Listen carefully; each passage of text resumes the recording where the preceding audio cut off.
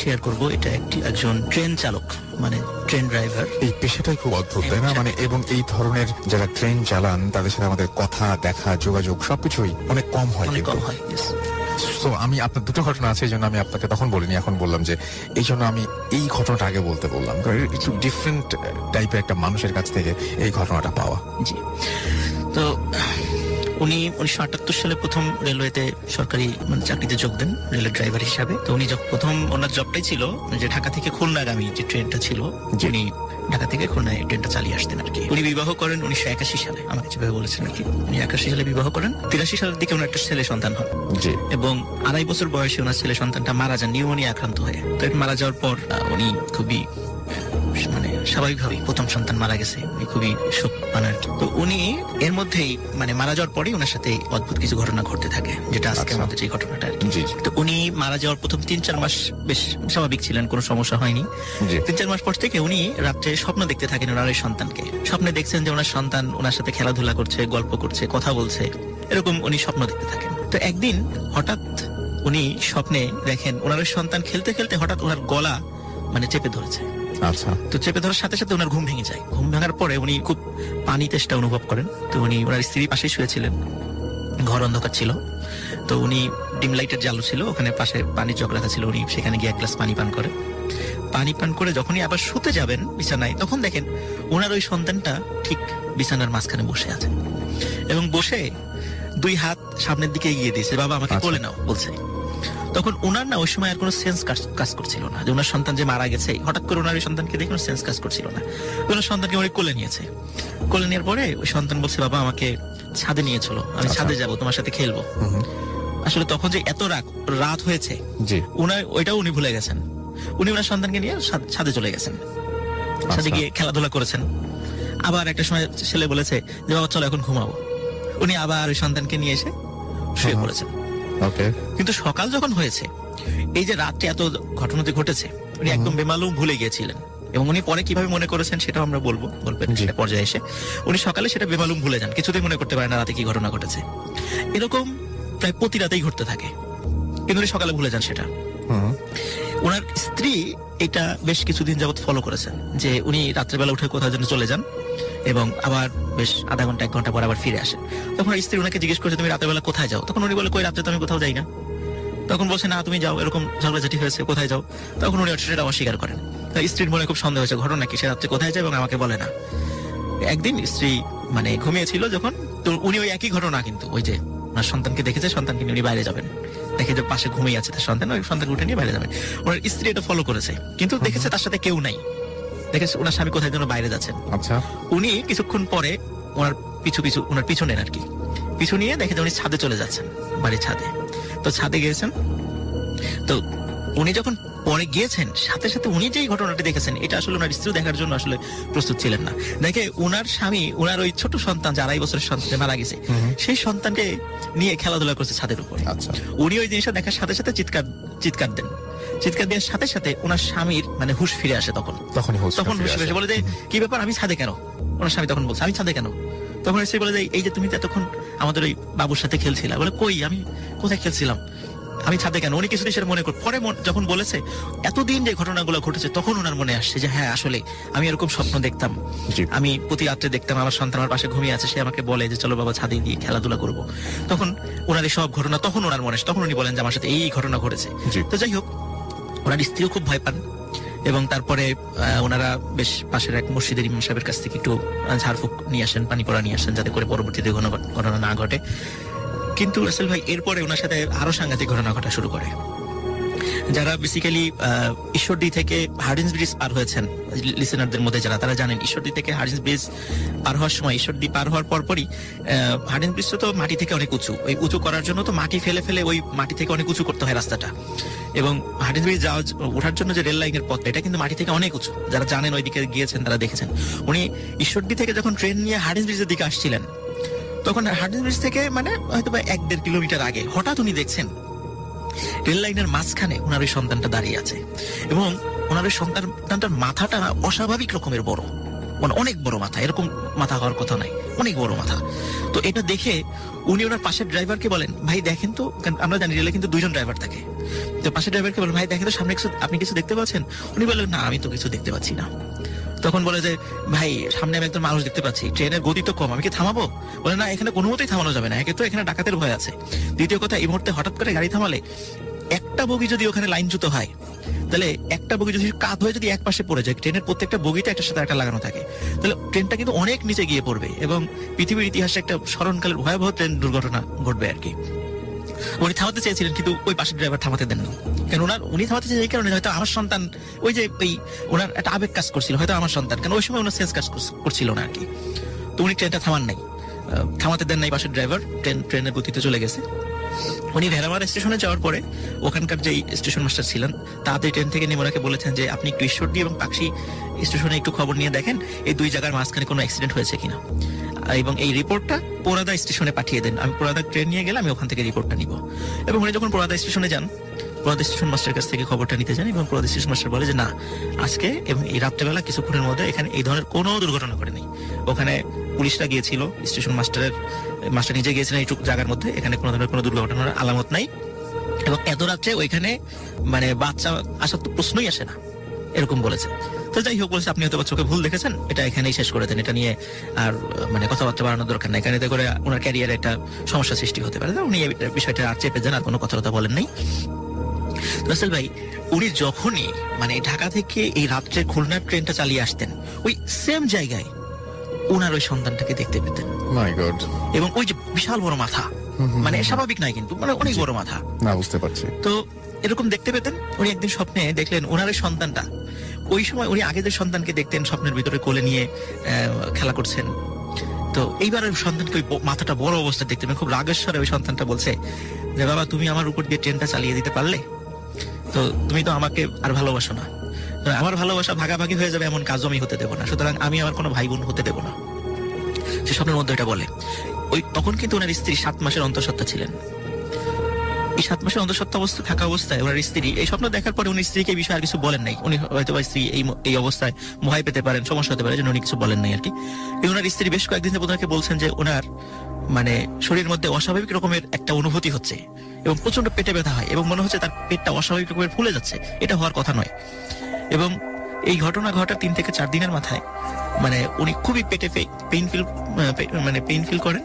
হসপিটালে নিয়ে যাওয়ার পরে তখন ডাক্তার বলেন যে আপনার সন্তান পেটের মধ্যে মারা গেছে, দ্রুত এটা সিজার করে এটা অপসারণ করতে বের করে ফেলতে হবে, নাহলে আপনার জীবন হুমকির মুখে পড়ে যেতে পারে। তো রাসেল ভাই, যখন ওই সন্তানকে অপারেশন করে বের করা হয়েছে, অদ্ভুত ব্যাপার, ওই সন্তানের মাথাটা না অস্বাভাবিক রকমের বড় ছিল, যেটা উনি ওই যে রেল লাইনে, ওনার ওই সন্তানের মাথাটা বড় ছিল, এবং ওনার স্ত্রী যে হঠাৎ করে পেট ফুলে যাচ্ছিল এবং পরে মারাত্মক পেইন হয়, মানে এইটার কারণে হয়েছে ওনার ওই সন্তান মাথাটা অস্বাভাবিক রকমের বড় হয়ে গেছিল। তো যাই হোক, ওনার সন্তান মারা যান ওটা পেটের মধ্যেই। এবং এরপরে ওনার একাধিক সন্তান কিন্তু ঠিক এই 6 থেকে 7 মাস যখন অন্তঃসত্ত্বা উনি থাকেন এই সময়ের মধ্যেই মারা যান, এবং প্রত্যেকটা সন্তানের পর একটার সাথে দুর্ঘটনা করতে থাকে এরকম একের পর একটা, এবং একটা পর্যায়ে উনি আর মানে সন্তান ধারণ করার যোগ্যতাই হারায় ফেলেন। আচ্ছা, তো ও স্বপ্নে যা বলেছিলেন তার আগের সন্তান, সেটাই আলটিমেটলি হলো। হ্যাঁ, সেটাই আলটিমেটলি হয়েছে।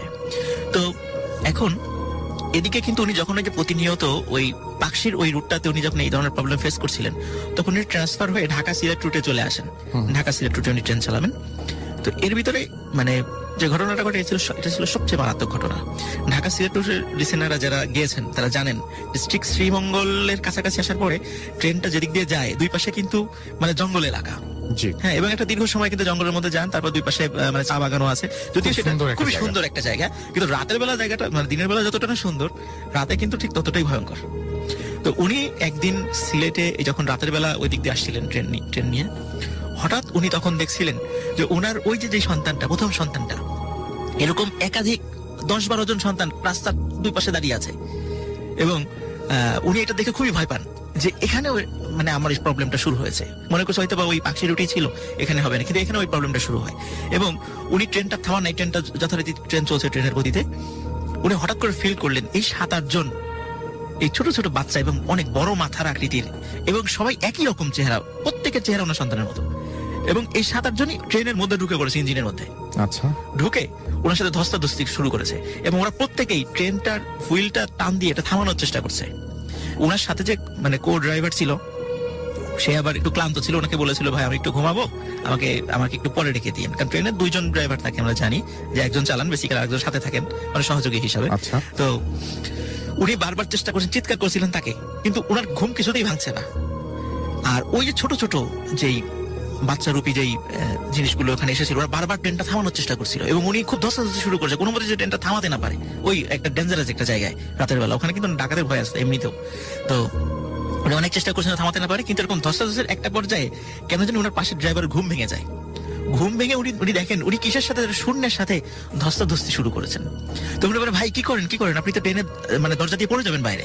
উনি তাড়াতাড়ি মানে পড়ে যাওয়ার মতো অবস্থা হয়ে গেছে, তাড়াতাড়ি যে ওনাকে ধরে ফেলেছেন। এবং তখন আবার ওনার হুঁশ হয়েছে, দেখে যে না আশেপাশে এখন আর কেউ নেই, তখন আর কেউ ছিল না। তখন উনি বেশ মাসখানেক তখন ছুটি নেন, ছুটি নিয়ে দীর্ঘদিন উনি মানে ট্রিটমেন্ট করেন যে হয়তো ওনার সাইকোলজিক্যাল কোনো প্রবলেম হয়েছে কিনা। আবার ডাক্তার বলছে না আপনার কোনো সাইকোলজিক্যাল প্রবলেম নাই, আমি এটাই ভাবছিলাম যে সাইকোলজিক্যাল কোনো প্রবলেম হবে, সিজোফ্রেনিয়ার প্রবলেম নাই, হ্যালুসিনেশনও হয় নাই, এরকম তারা কোনো কিছু বলতে পারেন নাই আর কি। তো যাই রাসেল ভাই, ওনার স্ত্রী কিন্তু স্থায়ীভাবে মানে সন্তান ধারণ অনুপযোগী, ডাক্তার বলে দিয়েছেন আপনি আর কখনো সন্তান ধারণ করতে পারবেন না। তো ওনার এই বিষয় নিয়ে ওনার মনে খুবই কষ্ট ছিল। উনি ওনার বাড়ির পাশে একদিন এক রিক্সাওয়ালার সাথে তার পরিচয় হয়। রিক্সাওয়ালা একটু ধার্মিক ছিলেন আর কি, হুজুর গোছের একজন ছিলেন। তো রিক্সাওয়ালা একদিন ওনাকে বলছেন ভাই আপনার সবসময় দেখি মন টন খারাপ, তা কি আমাকে বলা যায়? তা উনি বলছেন যে আসলে আমার তো আসলে সন্তান হয় না, এরকম ঘটনা ছিল। তখন রিক্সাওয়ালা বলেন যে আচ্ছা ঠিক আছে, আমি আপনাকে একটা সমাধান দিতে পারি। তো সমাধানে যদি আপনার সন্তান হয় তো অনুরোধ যে আপনি আমার কথা কাউকে বলবেন না। তো উনি বলেন আচ্ছা ঠিক আছে বলবো না। তখন উনি একটা পানি পড়া দেন, মানে আপনি এবং আপনার স্ত্রী টানা 3 মাস এটা খাবেন এবং পরে কি হয় আমাকে জানাবেন। তো 3 মাস পরে সত্যি অদ্ভুত ব্যাপার, আল্লাহর কি ইচ্ছা, উনি ওই রিক্সাওয়ালাকে বলেন যে হ্যাঁ আমার স্ত্রী মানে সন্তান সম্ভব। এবং ডাক্তার আগে থেকে দিয়েছে তারা মানে বলেছে এটা অসম্ভব ব্যাপার, এটা হতেই পারে না, হ্যাঁ যে উনি সন্তান সম্ভব হবেন। তো যাই হোক সবাই আশ্চর্য হয়ে গেছে, কারণ ওনার একটা মেজর অপারেশন হয়েছিল যার কারণে ওনার কোনো সম্ভাবনা ছিল না, এটা মিরাকল আর কি। তো ওনার যখন 3 মাস হয়ে গেল তখন ওই সুসংবাদটা যখন রিক্সাওয়ালাকে দিয়ে বলেছে ঠিক আছে এখন আপনি টানা 10 মাস এই আমি আবার পানি পরে দিয়েছি, পানি শেষ হয়ে গেলে মিশিয়ে খাবেন, এভাবে স্বামী স্ত্রী খেতে থাকবেন 10 মাস সন্তান ভূমিষ্ঠ হওয়ার পর্যন্ত। কিন্তু শর্ত একটাই যে আপনি কাউকে বলবেন না যে আপনি আমার কাছ থেকে ট্রিটমেন্টটা নিয়েছেন। কিন্তু সমস্যা উনি যখনই ওনার সন্তান হয়েছে আত্মীয় স্বজনদের প্রচন্ড প্রেশার ছিল যে তুমি কোন ডাক্তারের কাছে গিয়েছিলে, কার কাছ থেকে ট্রিটমেন্ট নিয়েছে আমাকে বলো, আমরাও যাবো, এরকম মানে ওনার উপর খুব প্রেশার ছিল। সন্তান ভূমিষ্ঠ হওয়ার পর এরকম প্রেশারে একদিন বলেই দিয়েছেন যে আমি না ওই রিক্সাওয়ালার কাছ থেকে এই ট্রিটমেন্টটা নিয়েছি। তো স্বাভাবিকভাবেই লোকজন ওনার পরিচিত আত্মীয় স্বজনরা ওনার কাছ থেকে সহযোগিতা নেওয়ার জন্য গিয়েছিলেন। রাসেল ভাই যাওয়ার পরে দেখা গেছে যে ওই যে রিক্সাওয়ালা যে বাড়িতে থাকতেন, তো যখনই গেছে বলছে এই রিক্সাওয়ালা তো মাত্র কয়েকদিন আগে ওনার রিক্সাটা বিক্রি করে দিয়ে স্ত্রী সন্তান নিয়ে কোথায় যে চলে গেছে কেউ জানে না। রাসেল ভাই আমাকে যিনি বলেছেন ওনার নাম ইয়াহিয়া আর কি, ডাকনাম ইয়াহিয়া, কিন্তু অফিসিয়াল নাম ওনার ইয়াহিয়া না, উনি যদি রিটায়ার করেছেন সঙ্গত কারণ ওনার অফিসিয়াল নামটা বলা যাবে না। তো উনি কিন্তু এখনো ওই রিক্সাওয়ালাকে খোঁজেন যে এই লোকটা কোথায় আছে। বাচ্চা কি হয়েছিল পরে? হ্যাঁ রাসেল এটা বলি, ওনার কিন্তু এরপরে 3টা সন্তান হয়েছে। আচ্ছা। এবং ওনার যে প্রথম সন্তান সেটা ছেলে সন্তান, উনি রিক্সাওয়ালা শর্ত দিয়েছিল আপনার যে কয়টা সন্তান হবে তাকে প্রথমে মাদ্রাসায় কোরআনের শিক্ষা শিক্ষিত করবেন, তারপর আপনি জেনারেল লাইনে পড়াবেন। ওনার প্রথম সন্তান কোরআনে হাফেজ হয়েছিল। ওনার প্রথম সন্তান বুয়েটের সিভিল ইঞ্জিনিয়ার এবং উনি বর্তমানে বিদেশে আছেন, কানাডাতে আছেন ওনার প্রথম সন্তান এবং খুব ভালো একটা পজিশনে আছে। ওনার দ্বিতীয় সন্তান কন্যা সন্তান, সে ঢাকা ইউনিভার্সিটির বর্তমানে মাইক্রোবায়োলজি ডিপার্টমেন্টে পড়ে এবং সে সন্তানও কিন্তু ওই মেয়ে যে সেও কিন্তু ওই সাধারণ মেয়েদের মতো না, খুবই পর্দানসীন মেয়ে এবং সে কোরআনে হাফেজা। এবং ওনার সর্বশেষ যে ছোট একটা সন্তান আছে সে সন্তান বর্তমানে এবার ইন্টারমিডিয়েট পরীক্ষা দিচ্ছে আর কি। তো আমাকে এই গল্পটা বলেছেন যে এইভাবে ওনার জীবনে প্রথম সন্তান হারানোর পরে যে এই যে ভয়ঙ্কর যে অভিজ্ঞতা, আমরা কিন্তু সাধারণত রাসেল ভাই এই পর্যন্ত আমার লাইফে আজকে প্রথম আমি একজন ট্রেন ড্রাইভারের গল্প নিয়ে আসতে সক্ষম হয়েছি। আমরা শুনেছি বাট এটা খুবই রেয়ারলি পাওয়া যায়। থ্যাংক ইউ ভেরি মাচ আপনার ঘটনার জন্য, আপনাকে অনেক অনেক অনেক ধন্যবাদ। আমরা চলে যাবো আমাদের পরবর্তী স্টোরিতে এবং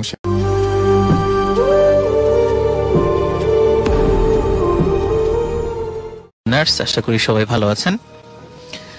রাসেল ভাই আজকে যেই ঘটনাটি আমি শেয়ার করব, ঘটনাটি আমার ফার্মগেজ ব্রাঞ্চের একজন স্টুডেন্ট, তো নাম হলো শরীফ।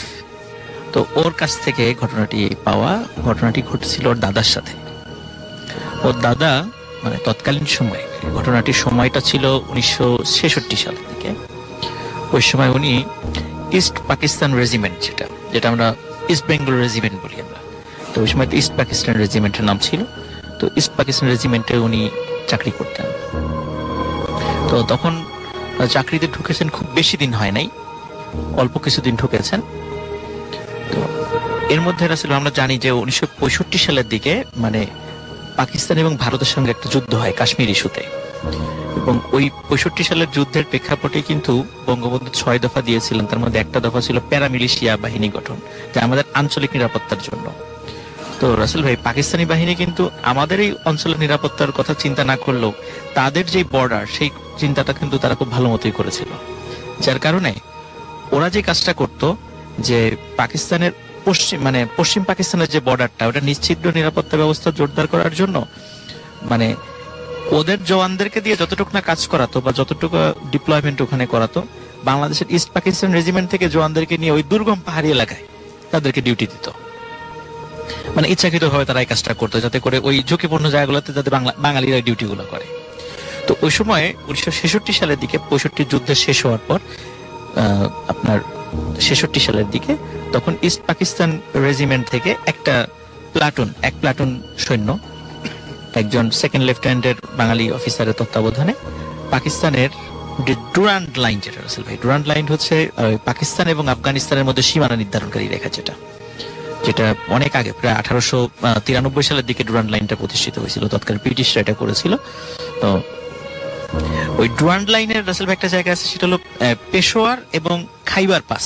খাইবার পাসটা হচ্ছে আপনার হলো আফগানিস্তানের মধ্যে পড়ে এবং পেশোয়ারটা পাকিস্তানের মধ্যে। এই পেশোয়ার এবং খাইবার পাসের ঠিক মধ্যবর্তী যে ডুরান্ড লাইনের যে জায়গাটা ছিল, ওখানে খুবই দুর্গম একটা পাহাড়ি অঞ্চল ছিল। ওই জায়গাটাতে মানে পাহারা দেওয়াটা খুব কঠিন একটা কাজ ছিল। তো ওই জায়গাতে 2 প্লাটুন মানে আপনার সীমান্ত রক্ষী মোতায়েন করা হয়। এর মধ্যে 1 প্লাটুন ছিল হচ্ছে পাকিস্তানি আর 1 প্লাটুন ছিল বাংলাদেশি। তো ওখানে কোম্পানি কমান্ডার একজন পাকিস্তানি মানে মেজর ছিলেন। তো ওখানে বাংলাদেশি যে অফিসারটি সেকেন্ড লেফটেন্যান্ট পদমর্যাদা যিনি গিয়েছিলেন, তো উনি বাংলাদেশি সোলজারদেরকে নিয়ে ওখানে যাওয়ার পরে দেখা যাচ্ছে যে ওখানে মোটামুটি কোনো মতো থাকার মতো 2টা মানে বিল্ডিং এর ভগ্নাবশেষ বলা চলে আর কি। এর মধ্যে অপেক্ষাকৃত যেটা খুবই মানে জরাজীর্ণ, এইটাতে বাঙালি সোলজারদেরকে দেওয়া হয় যে এটাতে তারা থাকবেন। আর যেটা অপেক্ষাকৃত ভালো সুন্দর, সেটাতে পাকিস্তানি সোলজারদেরকে দেওয়া হয়। তো তারা সেখানে তারা যে ওরকম জরাজীর্ণটাই পাবেন এরকমই তারা আশা করেছিলেন যে তাদের ওখানেই তাদেরকে থাকতে দেওয়া হবে।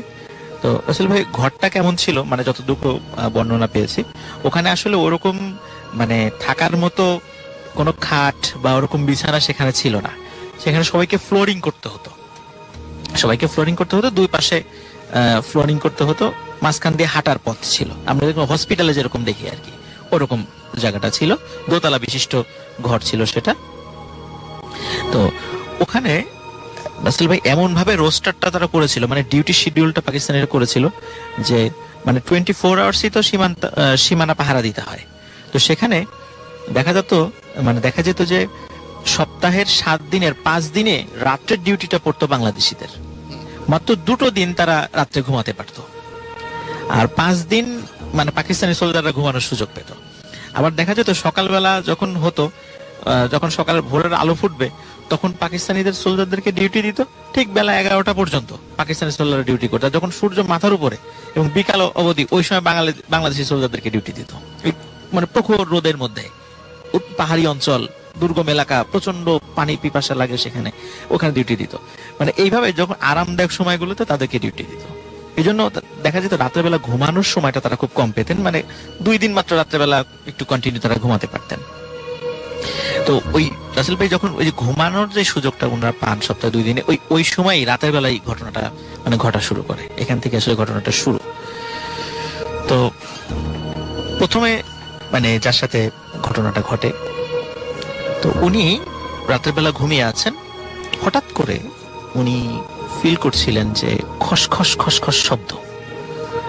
তো অনেক সময় মানে দেখা যায় খসখস কোনো জিনিস দিয়ে যদি ফ্লোর ঝাড়ু দেওয়া যায় যেরকম একটা শব্দ হয়, অমন শব্দ।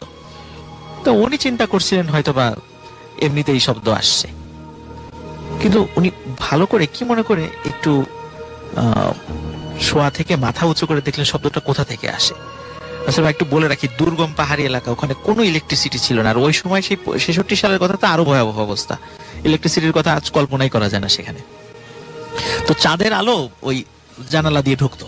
তো ওই অতটুকুতে রাতের বেলা যতটুকু দেখা যেত আর কি। তো রাতের বেলা ওই খসখস শব্দে তো উনি চাঁদের আলোতে দেখছিলেন যে ঠিক হাঁটার যে করিডোরটা, মানে দুই পাশে তো থাকার জায়গা, হাঁটার যে করিডোর, সেই করিডোর দিয়ে কিছু একটা মানে এই যে ক্রলিং করে আসছে, মানে হামাগুড়ি দিয়ে সামনের দিকে এগিয়ে আসছে। অনেক সময় আমরা দেখি যে হাতে অস্ত্র নিয়ে আর্মিরা যেভাবে মাটিতে ক্রলিং করে এগিয়ে যায়, ঠিক ওরকম করে মনে হচ্ছে কিছু একটা আসছে। আর সেটা দেখে যতটুকু মনে হচ্ছে মানে ছায়া মূর্তির মতো, মানে কালো কুচকুচে ছায়া মূর্তির মতো, কিন্তু আকারে বেশ বড়, ঠিক মানুষের মতোই কিছুটা মনে হচ্ছে আর কি। এরকম ক্রলিং করে আসছে এবং খসখস শব্দ হচ্ছে। তখন উনি প্রথম দিকে চিন্তা করছেন হয়তোবা মানে এমনিতে তো কম ঘুমানো হয়, হয়তোবা চোখে নেই, হয়তোবা অন্য কিছু দেখছেন বা ভুল দেখছেন এরকম কিছু। উনি দেখলেন না, আসলেই ঠিক। তখন ওনাদের কাছে কিন্তু রাসেল ভাই কিছু কিছু ছোট ছোট টর্চের মতো কিছু দেয়া হয়েছিল, মানে বাতি দেয়া হয়েছিল। তো ওই জিনিসগুলো ব্যাটারিতে চলতো। রাতের বেলা ডিউটি করার জন্য ওনারা ওই জিনিসগুলো ব্যবহার করতেন। তখন ওনার বিছানার পাশেই, বালিশের পাশেই ওই জিনিসটা ছিল। উনি ওই জিনিসটা নিয়ে সাথে সাথে আলোটা জ্বালান। আলোটা জ্বালিয়ে দেখে না ওখানে কিছু নাই, সাথে সাথে শব্দটা, ওই খসখস শব্দটাও মিলিয়ে যায়। তখন উনি চিন্তা করেন যে যারা সঙ্গী আছে তারা তো অনেক সারাদিন অনেক কষ্ট করেছে, ঘুমাচ্ছে, এখন আর তাদেরকে ঘুম থেকে জাগাবো না, সকালে বিষয়টা বলবো। তো সকাল হয়ে যায় রাসেল ভাই। উনি আসলে ওই কথাগুলো মানে বলার মতো সুযোগও পান নাই কাউকে, মানে এতটা প্রেসারে ছিল বিভিন্ন ব্যস্ততার মধ্যে যে উনি কাউকে যে কথাগুলো বলবেন সেই সুযোগটাও পায় নাই। আর উনি বিষয়টা একটু অ্যাভয়েড করে যাওয়ারও চেষ্টা করছেন, যে এর বললে পারে হয়তো সঙ্গীতের মধ্যে একটা উত্তেজনা সৃষ্টি হতে পারে, ভয় পেতে পারে, এই জন্য বলে নাই। আর তাছাড়া দেখা যাচ্ছে রাসেল ভাই সশস্ত্র বাহিনীতে এই সমস্ত বিষয়গুলো কিন্তু কোনো পাত্তা দেওয়া হয় না স্বাভাবিকভাবেই, তারা এগুলো অতটা বিশ্বাসও করেন না, এই জন্য ওইভাবে উনি বলেনও নাই। এর মধ্যে রাসেল ভাই ওনারা খেয়াল করছিলেন যে ওনাদের যে পাকিস্তানি যারা, ওনাদের যে কলিগ যারা আছেন, যে সমস্ত জওয়ানরা ওনাদের সাথে ডিউটি করে, তারা তাদের চেহারা মলিন, মানে তারা কিছু একটা নিজেরা কানা ঘোষা করে কিন্তু ওদেরকে কিছু বলে না। তো ওনারা চিন্তা করেন কি ব্যাপার, ওদের কি সমস্যা হয়েছে যে ওরা কিছু বলে না কেন, বা ওরা জিজ্ঞাসা করেন না। স্বাভাবিকভাবেই পাকিস্তানিরা বাঙালি সোলজারদেরকে কিন্তু বিভিন্নভাবে হেয় প্রতিপন্ন করতো, বিভিন্ন আজেবাজে শব্দ ব্যবহার করে হেয় প্রতিপন্ন করতো। তো যার কারণে স্বাভাবিকভাবে এত ডিটেইল আছে আমরা গল্পটা শুনছি। তারপরে আমরা দেখা যেত যে আপনার ওরা ওই বিষয়টা আর বলে নাই, কিন্তু ওনারা ফিল করছিলেন যে কিছু একটা হচ্ছে। তারপরে আপনার পরবর্তী আবার যখন ওই রাতে যেদিন ঘুমানোর ডিউটি মানে এটা আসলো আর কি, আসার দিন, ওই দিন আরেকজন যিনি বাংলাদেশি জওয়ান ছিলেন উনি ওই দিন আরেকটা বিষয় ফিল করছিলেন। তো উনি ফিল করছিলেন মানে উনি যখন পরবর্তীতে বলেছিলেন সেটা হচ্ছে যে জানালা দিয়ে আবার দরজার নিচ দিয়ে এরকম ওই ক্রলিং করে, মানে জানালা টিকটিকি যেভাবে হেঁটে বেড়ায় ঠিক ওরকম করে দেয়াল বেয়ে বেশ কিছু জিনিস ছায়া মূর্তির মতো হেঁটে হেঁটে ওই সারা রুমের মধ্যে হেঁটে বেড়াচ্ছে। তো এই দৃশ্য দেখে উনি আসলে চিৎকার করে ওঠেন এবং সব সঙ্গী সাথীদের ঘুম ভেঙে যায়। আচ্ছা। তো ঘুম ভেঙে যাওয়ার পর তখন তারা উঠে দেখে কিছুই নাই। তখন তাদের মানে আসলে কি ওখানে কিছু ছিল না? না, ওখানে দেখে যে না কিছু নাই। আলো জানানোর পরে তখন মানে তখন আর কি প্রথম যিনি দেখেছিলেন উনি বলেন যে হ্যাঁ আমিও তো একদিন এরকম দেখেছিলাম, কিন্তু কাউকে তো বলি নাই, তোমরা ভয় পাবাই চিন্তা করে কাউকে বলি নাই। তখন বলে যে আসলে এখানে কোনো সমস্যা আছে। কিন্তু ওনাদের ওই রাতের বেলা চিৎকার চেঁচামেচিতে ওই পাশের যার বিল্ডিং এ ছিল ওনারাও চলে আসেন যে কি হয়েছে। তখন এই ধরনের বিষয়, তখন বিষয়গুলো শেয়ার হয়, তখন একে অন্যের সাথে শেয়ার করেন, হ্যাঁ আমাদের ওখানে ওই ধরনের সমস্যা হচ্ছে, আমরাও দেখছি কিন্তু তোমাদেরকে বলি নাই। তখন বিষয়টা মানে পুরো ক্যাম্পে একটা আলোচিত বিষয় হয়ে দাঁড়ায় যে এরকম ঘটনা দুই জায়গাতেই ঘটছে, এখন কি করা যায়। তখন ওখানকার অফিসার যিনি ছিলেন উনি দিলেন যে রাতের বেলা পাহারা বসাতে হবে, পাহারা বসে দেখি কেউ আসে কিনা, এরকম রাতের বেলা আমরা পর্যায়ক্রমে ডিউটি দেবো। তো ওই ডিউটির দায়িত্ব রাসেল ভাই বাংলাদেশের সোলজারদেরকে দেওয়া হয় যে রাতের বেলা তোমরা ডিউটি দিবা এই ভয়ঙ্কর একটা কাজে। তখন ওনারা ডিউটিতে বসেন। তো বসার পরে রাসেল ভাই একজন বাংলাদেশি জওয়ান যিনি, তো উনি যখন ডিউটি দিচ্ছেন রাতের বেলা হঠাৎ করে দূর থেকে উনি লক্ষ্য করছিলেন যে রাসেল ভাই যে অনেক সময় আমরা দেখি যে রাতের বেলা কুকুর বা বিড়ালের চোখগুলো জলজল করে, তখন উনি দূর থেকে ফলো করছিলেন যে অনেকগুলো চোখ জলজল করছে। তো দেখে মনে হচ্ছিল যে নেকড়ের চোখ, এরকম মনে করছিল উনি। তখন উনি চিন্তা করেন হয়তো পাহাড়ি নেকড়ে হতে পারে, অ্যাটাক করার জন্য রাতের বেলা আসতে পারে। এই চিন্তা করে উনি নেকড়েদেরকে তাড়ানোর জন্য উনি ফায়ার করেন, তো উনি দেখলেন যে ফায়ার করলে তো নেকড়েরা চলে যাওয়ার কথা, কিন্তু তা কিন্তু হচ্ছে না, বরং চোখ যেখানে ধরেন যে 10টা ছিল সেখানে মনে হচ্ছে এখন 20টা, কিছুক্ষণ পরে আরো বাড়ছে, কিন্তু সে এবং চোখগুলো মনে হচ্ছে আস্তে আস্তে কাছে আসছে, আরো বেশি জল করছে। তখন উনি আবার ফায়ার করেন, কিন্তু ফায়ারে আসলে আসলে কোনো লাভ হয় না, মানে ওই জিনিসগুলো যায় না, বরং আরো কাছে আসছে এমন মনে হচ্ছে। তখন উনি আসলে ভাই সত্যি ভয় পেয়ে যান মারাত্মক, তখন উনি সেন্সলেস হয়ে যান ওখানে।